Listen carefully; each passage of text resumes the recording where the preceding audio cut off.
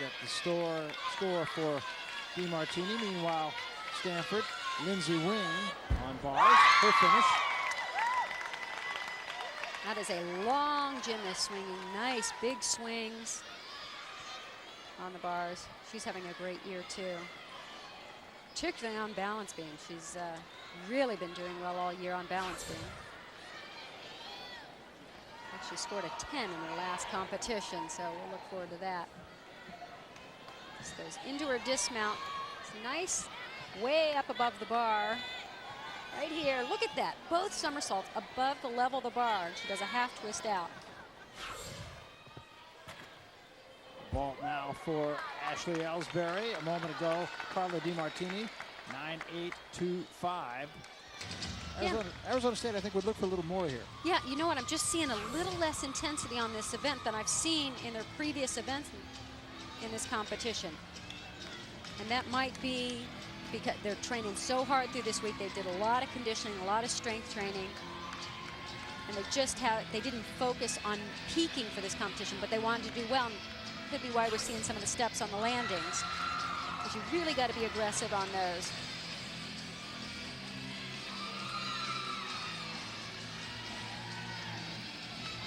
Natalie Foley on bars for Stanford now. She won this event against Arizona on her way to the all-around title in that dual competition. Double layout dismount. There's a landing. That's a little better for Natalie Foley.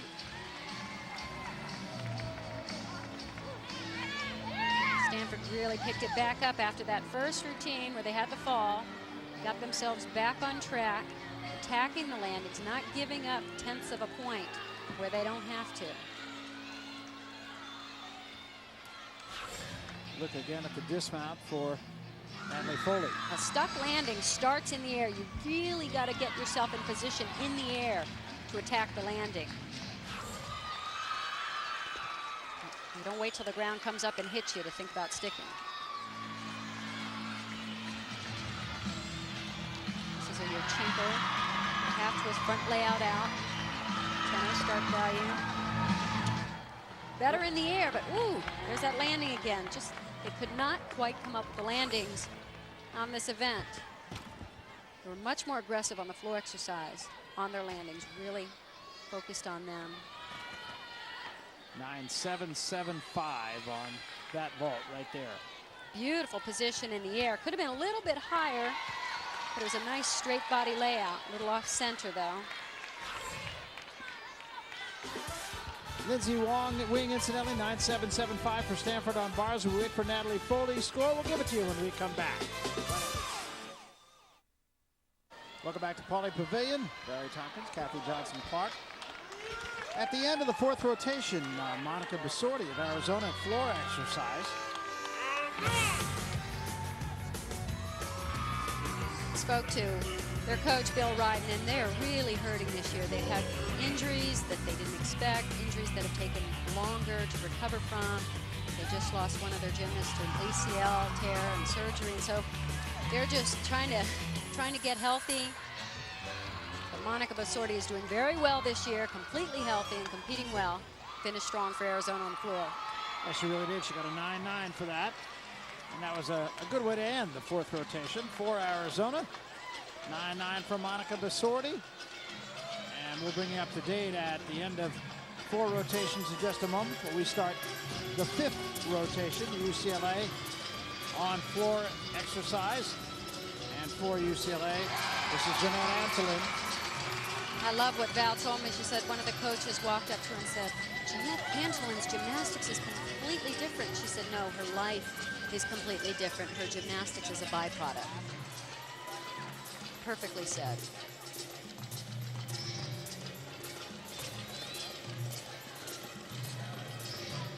She's having a very good competition here.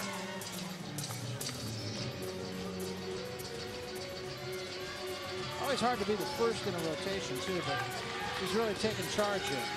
One of the most valuable positions in gymnastics, lead-off gymnast.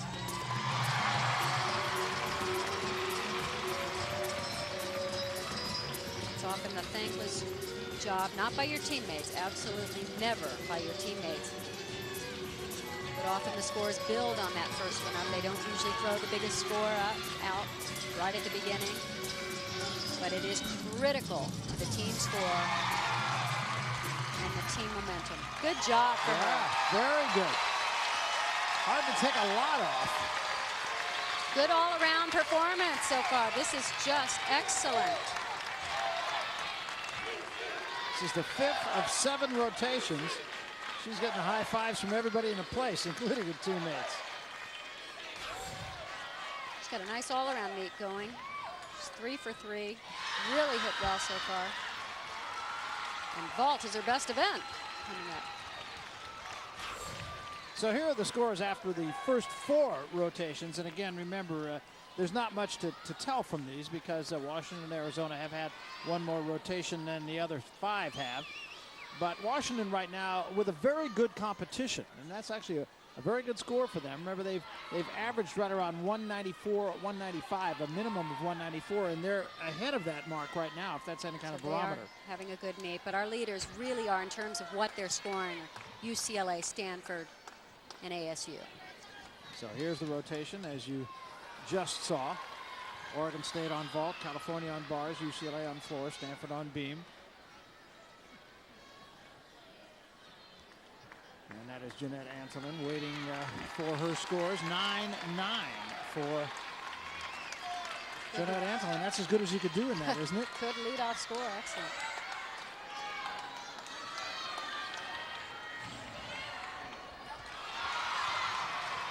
Kristin Parker now.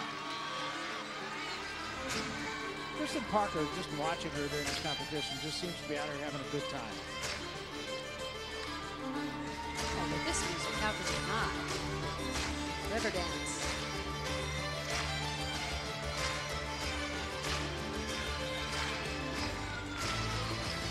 She has some power, Arabian double front.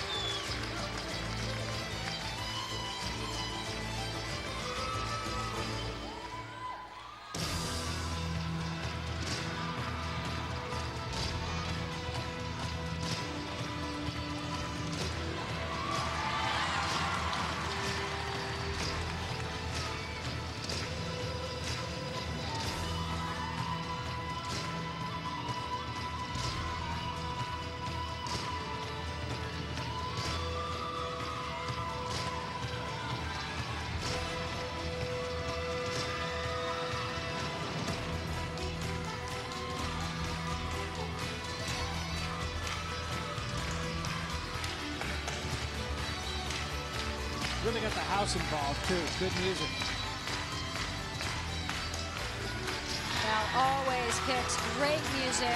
Arguably the best choreographer in collegiate gymnastics. Oh no, lost that one in the air. Woo!